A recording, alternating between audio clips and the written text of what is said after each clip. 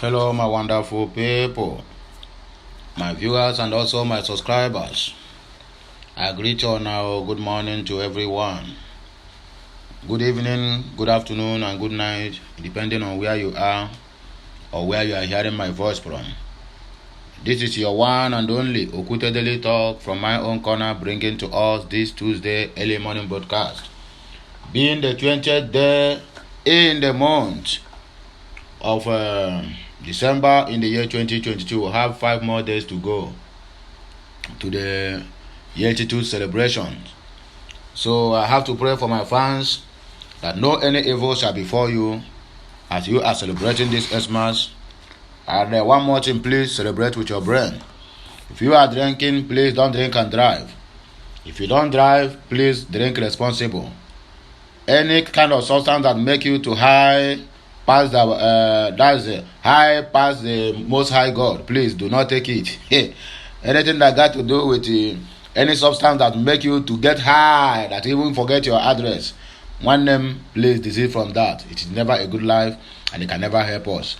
So please, without not taking much of our time, I want us to go straight into the business of the day. If you are not subscribed to my channel, endeavor to do that as soon as possible. And if it's your first time of hearing my voice or first time of watching any of Okute's content, please, I'm begging you to support the ministry because the ministry is moving at the right direction. And make sure you join this moving trend because we are moving to the permanent site. And rewards await who follow me to this journey until the end. So let us move straight into the business of the day. Tighten your seatbelt and listen attentively while we start with the war. The herdsmen in Ogun State has waged war against the people of the land. I mean the occupants of those areas and the indigenous of those places. Imagine people that they give land to rear their cow is now the one challenging the owners. They don't even want to send the people away from their ancestral land or ancestral inheritance, which is very, very bad. We can never condone that, and we can never support that to happen in anywhere as long as Nigeria is concerned. Prepare for war. Suspected herdsmen threaten Ogun communities. Some communities in Ogun State have been reportedly threatened by suspected killer herdsmen. Okute News learned that the suspected killer herdsmen in a letter forwarded to residents threatened to attack the community. The development was confirmed by the Ogun State Police Command on Monday, assuring residents of the affected communities of adequate protection. The suspected killer herdsmen reportedly wrote the letter to the residents of Asa, Abon, Ibeku, and the Oja Odan communities in the Yewa North local government area of Ogun State in English and also in Hausa languages. The letter, which was posted on a few walls in the community, had generated fear, with some considering locating. The suspected herdsmen in the letter informed the residents of their planned attack between December 22 and January of 2023. The letter reads, attention to all following communities: Asa, Abon, Ibeku, Oja Odan, and its environs. You people have to be extra careful because these Fulani herdsmen are not smiling. You think you can send away our people from the land they bought in Nigeria, our fatherland? You kill our people, you kill their cows, you take over all their properties, and you think you can go scot-free? It is high time we came for revenge. All the above-mentioned communities leaders should prepare for the war between December and January. We are coming to take back our father's properties, according to them. The state the state police public relation officer, PPRO, Abimbola Oyeyemi, while speaking on the development, said the command is committed to unraveling those behind the act. He said, I saw the letter purportedly written by a baseless group. We believe it is a baseless group that wrote the letter. We are not losing any sleep because no information is too small to take note of. We are not neglecting it. We are working on it to unravel those behind this act, according to the PPRO. So we are moving forward to other news that touches us, and the other news that will make our lives more okay and okay. So please hold on. Let me attend to something very urgent. Okay, I'm back, and I'm sorry for the delay. Please forgive me for I have something urgent and I just attended to. Father alleges threats to life as daughter's egg donations stirs controversies. Godfrey George writes about the dust raised by the alleged egg donation of two daughters of a Lagos-based clergyman. The sun shone brightly on Monday afternoon when our correspondent paid a visit to the Living Word Anointed Gospel Mission, Alabuntan, Yanipaja, Lagos State. It was not only a hot day. The milieu was also dusty and dry. Passers-by took shade under a tree at a junction to hide from the scorching sun. Two women roast yams and plantains opposite a black gate compound housing the church. Praying eyes tried our correspondents as he entered the church premises, where two teenage girls said to be daughters of the church senior pastor Ikechukwu Umeayo were allegedly lured to Ogun State by a church member to egg donation. In the church, chairs were stacked up on one another, and a loud gospel song blasted from a stereo nearby. Two teenage girls sang along, trying to outshine each other. "He is here, the journalist is here," one of the girls exclaimed, and our correspondent was led into a chamber with two closed doors leftwards. Pictures of Archbishop Benson Idahosa, Bishop David Oyedepo, and Umaya hung on the wall with the inscription "Spiritual Genealogy." Some chafing material hung downward from a tiny window which barely allowed a passage. Umaya sat on one of the seats reading from a large leather-wrapped Bible. He wore a disconsolate demeanor. He pointed to a seat for our correspondent to sit, but before he could settle in the seat, he began his story. "My two children were taken to hospital in Abeokuta, Ogun State by a neighbor, Mommy K, later identified as Blessing Adeleke, and their eggs harvested. Now, they are not in good health. Their liver, kidney, and other internal organs have been affected. Please help me," he cried. This is a very touching story. Asked how he met the woman, he said she moved into the neighborhood months ago and began to attend services in his church. She attended vigils and midweek programs, requesting prayers. She never attended any Sunday service, as she claimed to have a church in Ikeja. She came for special prayers and gave offerings without hesitation. She claimed to have it whenever I called for support for the church, so I did not suspect anything. I didn't know she had an ulterior motive towards my teenage children, the cleric said. Umayo, whose wife died 3 years ago, added that the woman lived in a small one-room apartment behind the church with her 3 children. The cleric noted that she didn't look like she was poor based on her lavish lifestyle. She would meet some of the ministers in my church for prayers and gave them money afterwards. She also warms up to the homeless people who use the church as shelter, giving them money and other goodies at will. This was what she used to buy the favor of the church members who saw her as a benefactor, he added. Mayo noted that his 19-year-old first daughter, Precious, a hairdresser, also benefited from Mommy K's kindness. He stated that Mommy K often called Precious from Ogun to Alaguntan, Lagos, to make her hair. She would pay large sums for little service rendered, and the bond between both ladies grew strong with frequent visits. Favor, not real name, 16, is a foster daughter to Umayo. He said, I took her in because she's about the same age as my daughter Precious. Favor started learning tailoring, but she couldn't complete it, so I decided to employ her as my secretary for a monthly pay of 20,000 naira. It was just he became close to Mommy K. The scary moment emerges. The cleric told Saturday Sun that on the 9th of September 12 of 2022, a loud shout rose him from sleep, only to open the door and saw naked Precious shouting, vomiting, and crawling towards his door. He narrated, "I was surprised when I saw Precious vomiting. Blood was coming out from her mouth and her private parts. It was late at night and everywhere was quiet. I didn't know what to do. I thought she had malaria and typhoid, so I asked first if she had eaten, and she said she hadn't eaten for 2 days.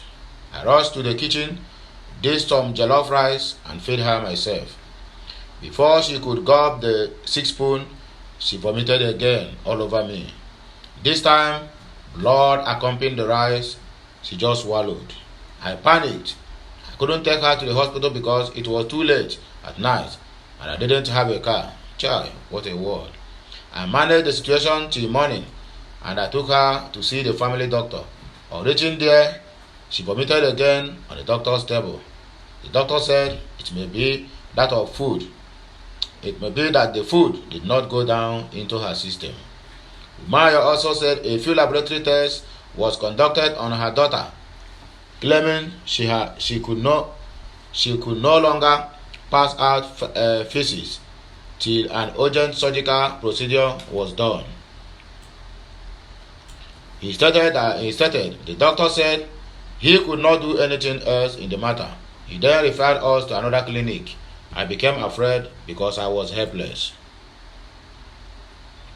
I then called one of my family members who had a car to help me take her to another medical facility. I quickly rushed home to see my other daughters, 8, 12, and 14, to explain to them that what had happened. I almost fainted. Umayo noted that, to his surprise, his 14-year-old daughter, who shared a room with Precious and Favor, told him what threw him off balance. He stated that she went inside her room and brought out a bag filled with injections and told Umayo that she used to see Precious use it to inject herself at night when everyone was asleep. Sorry. I was so shocked. I took the bags of injections to my daughter at the hospital and asked her, but she denied knowing what they were, not to talk of using them. No matter how hard I persuaded her, she refused to talk. She was losing strength, so I called her younger brother, who is a year older and was in the church at the time, to know what was going on. Before then, I used Favor's fingerprint to open her phone. Unknown to her, I saw all her conversations with Mommy K. I asked Precious again, but she never said anything. She couldn't walk and she was still vomiting, he said. The journeys. The cleric father said that they drove to the church and sent his son to call Mommy K, stating that it took her about 20 minutes to come out and she was looking over her shoulders. He narrated, I knew then that there was something wrong. She joined us in the car and told us that we should go to hospital in Agege and they would handle the matter professionally. She also said that she knew what was wrong with the girls. I believed her. I still wasn't sure what it was exactly that she had done to my children, but I wanted her to undo it. She kept directing us till we got to a hospital in Abeokuta, Ogun State. This was at 2 a.m. and Precious was not breathing well again. Immediately we got down, Mommy K ran into the hospital and some nurses followed her out and carried Precious in.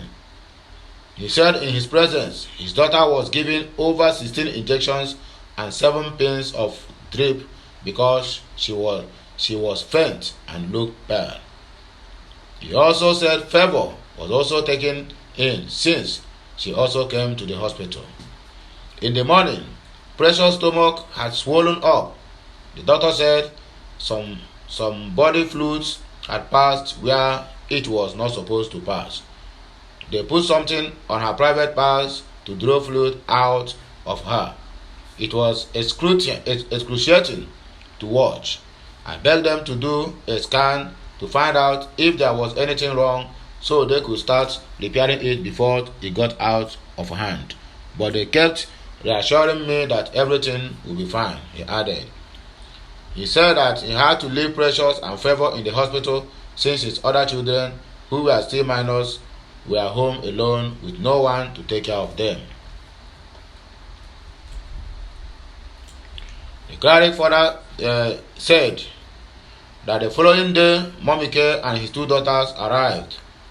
He added that Mommy K said that her work was done, noting that it didn't appear so because it took Precious another 2 days to pass out visits a bit painfully. It was gathered that the cleric and her children live in Ogun State, but their church is located in Lagos. Precious and Favor's accounts what happens to them. We are moving forward. Please do not give up and make sure you listen to this very broadcast till the end. You have a lot to learn and protect your children at all costs. At one point, Precious came in to join Umayo and our correspondent where they sat. The slender girl wore a tight face. She looked around before she eventually sat close to her father. Precious told Saturday Punch that she only met Mommy K a few months ago, stating that she was introduced to something strange by the woman in September. While I was making her hair one day, she told me that she wanted to introduce me to a business where I can make some money to take care of my needs and open a salon. I told her I didn't need one as I was going to school in 2023, but she said that I needed the money. She said she would take me to the doctor who would collect my wasted menstrual blood and pay me 80,000 naira. It sounded strange to me, so I told her I was not interested. She insisted, but I told her no, Precious claimed. The teenager also said that after a few weeks, Mommy K sent for her again to make her hair at her home. On getting there, Precious said Mommy K raised the issue again, but she insisted that she was not interested. Mommy K stressed that there was no side effect and that instead of the blood to waste, I should give it to the doctors for the money. I told her no and thought she respected my decision. I didn't tell anyone when I got home because I didn't feel the need to, she added. On the third visit to her house to get her hair done, she said I should quickly follow her and that the hospital needed the menstrual blood urgently. I said I was not interested. She claimed that a man came in and ordered her to follow her, stating that she had no choice but follow Mommy K to the Abeokuta-based hospital where the procedure would be done. They sedated me, and by the time I woke up the next day, I saw myself in another hospital, but this time in Surulere. Mommy K gave me some injections and taught me how to use them. She said I would take it for 12 days and return to Surulere for them to take the blood. She also said if I told anyone anything that happened, they would kill me. I went home and did what she instructed. After the first injection, which I administered, I began to feel faint. So I called Mommy K and she told me what to do. I did it for almost 2 weeks, she stated. 2 weeks later, Precious said Mommy K called her and they both went to the hospital in Surulere, where she was sedated and made to lie down while a procedure was conducted on them. I had them counting from 1 to 19 and then they stopped and put me in a wheelchair. I was in the wheelchair for 4 hours. Mommy K left me saying she could not be waiting for me in that place. By the time I was fit to stand up, Mommy K was gone. I had no money on me.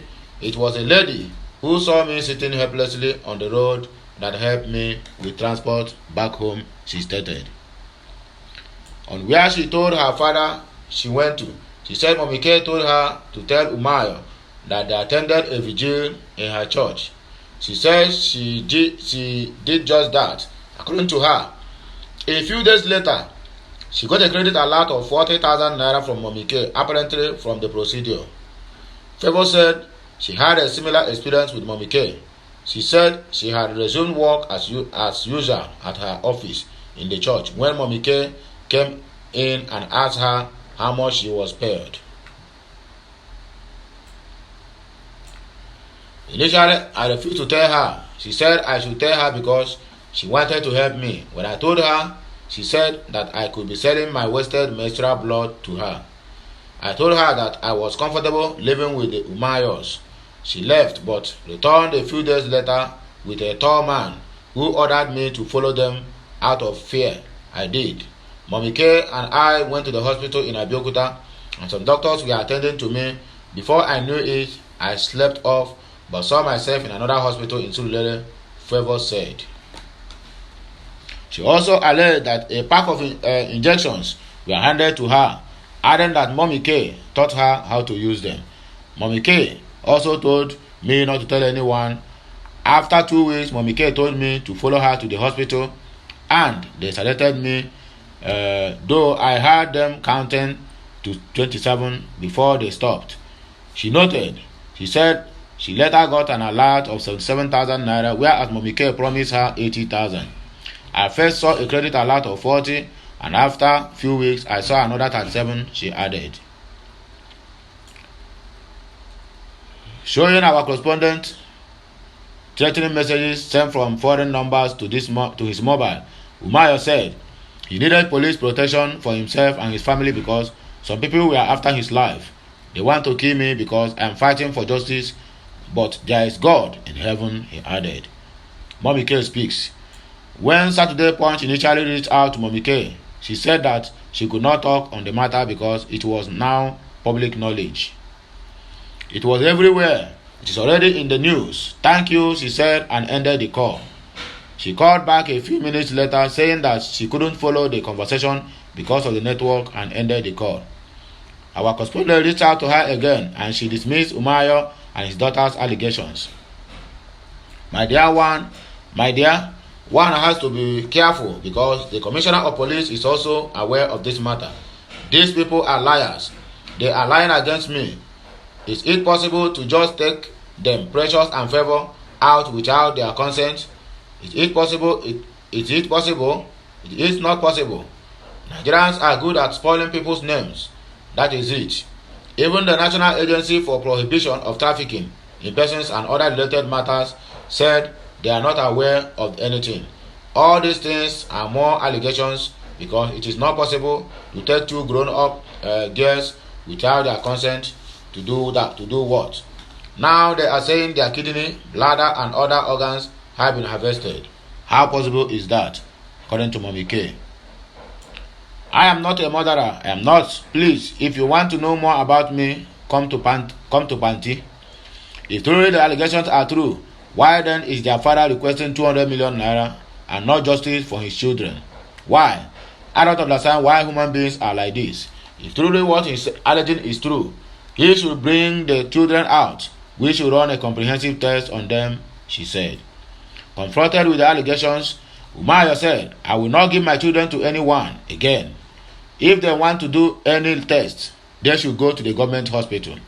Why I initially requested 200 million was because I wanted to fly the children abroad because I don't trust Nigerian doctors anymore. NAPTIP speaks. When our Saturday Punch reached out to the Zonal Commander NAPTIP Lagos Command, Ms. Comfort Aboko, she said she will not comment on the matter. I cannot grant you this interview on the phone. You don't know me, I don't know you. You are asking me to speak on a case that was initially reported to the police, and the police are handling the case. I don't know you, and I cannot say anything. She said dismissively. She ended the call when our correspondent inquired where the interview could be heard. Meanwhile, the counsel to Mayo, Mr. Ikechukwu Chiaha, also petitioned the Director General of NAPTIP. The petition titled Trafficking of Ms. Ikechukwu Precious and Ms. Teresa Favor Obam and harvesting of their organs and trade to their life by Ms. Adeleke Blessing. Mommy K was dated October 21 of 2022. We crave your indulgence in urgently wade into this matter and cause your reputable investigation crack team to investigate this case so that justice will prevail. Part of the petition read, hospital clear names.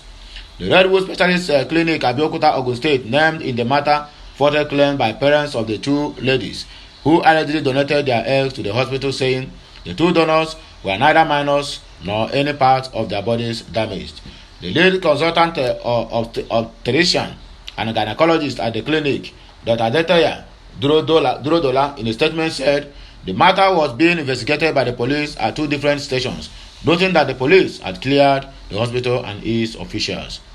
Durodola said the hospital subjected them to the world's best practice, which include verifying their ages. He said, usually we have forms that we ask donors to fill. These two ladies filled out the forms and stated clearly their ages and date of birth, which showed that they were both well above 18 years old. Under duress. And to corroborate with that claim, they brought bank account details and claimed that those accounts were opened when they were 18 years old, and there was no doubt that they were above 18. So following the egg donation, Precious had some abdominal pains, apparently because she did not want to tell her dad that she did an egg donation. The dad took her to another hospital where they said she has appendicitis and she would need to be operated on. It was at that point that she confessed and told her dad that she had eggs donation. The consultants said that the father of one of the ladies brought his child to the hospital in Abeokuta from Lagos over the issue, where a clear picture was given.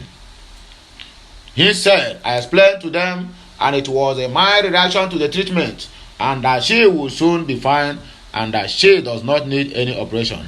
She will just need some painkillers and fluid. At the police station, they were told to present a medical report because the girl is healthy. There was no sign that there was anything wrong with them. They could not provide it, and at the point, the police said it would be difficult because there was no evidence. At that point, the police transferred the case to the State Criminal Investigation and Intelligence Department, Panti. We were invited and we made a statement. It was only Favor's mother that came and made a statement that her child was below 18. I could remember at the station that the police said, if you are saying that your daughter is below 18, but the lady has been flaunting that she is a 20-year-old, she has a BVN and a bank account that show that her daughter is a serial liar. He claimed that the girl's father demanded 200 million compensation, adding that when the police asked him about compensation, he offered Umayo 300,000, which he rejected. Lagos police mom contacted on the matter. The Lagos State Police spokesperson Benjamin Hundeyin told our correspondent to send him a text. He had yet to respond as of the time of this story was filled. So that is all you people need to know, and this is a very, very big lesson to every parents out there. Know where your children goes, know what they do, and investigate their phones on daily basis to find out when they have joined a bad gang or bad company, so that you will take immediate action when it is required before it is too late. The case of this Precious and Favor, it really is a very big lesson to every parents out there who are in a habit of letting loose of their children simply because you think they are of age, not knowing that they are of age. Any single threat will make them to do what they don't want to do. You see the case of these two now, it was under duress that they signed whatever they told them to sign, whereby they have already said they are not interested in doing any egg donor. They were insisted and favored under duress, even at the point of threatening to life, that if you did not do this, you will be dead with it. And when you do it finish, if you tell anybody, you also will be dead with it or be killed. So my advice to general public, to that woman, to that man listening to my voice, is to be extra careful the way we do things, the way we handle things at any given time. So take my advice and it shall be well and well for you forever. So my dear people of Biafra, the lovers of freedom and the lovers of mankind, please endeavor to share this message, make it to go viral, because you can save a soul tomorrow, so that what happened to Favor and Precious will not repeat itself again at anyone. When somebody is getting close, most especially to your female daughters, one day, be very, very careful, whether it's a man or a woman or anybody. In short, as this life it is now in Nigeria, do not trust anybody, because people can do anything for money. People can go extreme for money. From all indications, this woman really did this. She really did this to do these kids, just because of her own selfish interest and what she did to get. And she get daughters. How I wish somebody would also repress her and do that same thing to her daughter, and let me see how she will feel about it. Egg donor. That means these two kids now, these two girls now is completely out of this earth. There's nothing again they can do. They can just live their life waiting the day death will come. Anything about enjoyment, knowing fully well that you can never have children again, unless by divine intervention. But that divine intervention, my dear, I doubt it. Knowing fully well that no matter the kind of money you have, that you can never produce children. Going to adopt children that is not yours. That's the difference between you carry your children for complete good number, even if now half months, and you have miscarriage. At least you know, oh, I have miscarriage, maybe because of a hormonal imbalance or whatever it is in my stomach or in my abdominal kind of thing. Then it will be very, very understandable than you know already that everything about having a children is no more in your agenda. You can just forget it completely. Man, it is disheartening, and it is very, very sad to hear about the stories of these two girls. But whatever it is, watching people, anything where you call your dog, that's what your dog will answer you. If you learn how to just overlook your kids when they are growing up, that is how they will keep on growing widely, at the point that they will take some certain decisions which cannot be favorable to you or to the family. So my good listeners, my lovers of freedom and lovers of mankind, if you get this message and you watch it completely, please make sure you pass it on. You can save somebody with this message. You can save somebody with this broadcast. You can save a family from any kind of impending doom that surrounds them with this message. Until I come your way again, don't forget to subscribe to this channel, like my content, and also share them with your family, friends, and brothers and sisters all over the world. Anywhere they are, make sure that this message gets to every nooks and crannies of the Biafra land, of Nigeria, Africa, and also the world at large. I am signing out for now. Have a nice day, and may the Almighty Chukwu Okiabiama bless the works of your hand, prosper you, and grant all your heart desires in this festive period. Until I come your way again, please remain blessed, and bye for now. Kemesiano.